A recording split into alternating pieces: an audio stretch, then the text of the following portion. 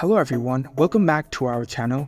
In today's video, we're going to show you how to download Happn dating app on your smartphone. Happn is the most popular dating app for young people around the world.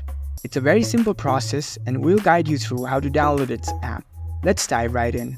First of all, unlock your phone and make sure you are connected to the internet, and find the App Store if you're using an iPhone or the Google Play Store if you're using an Android device. Here I'm on my Android phone, so I'll go on and open my Google Play Store. Once you're on the store, you can see the search bar at the top of your screen. Tap on it. Now type Happn dating app.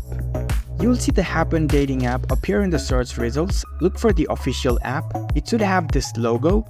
Once you have found the app, you can see the install button next to the app icon if you are using an Android, or a get button if you're using an iPhone. Tap on it to start downloading the app. The download process might take a few moments depending on your internet speed.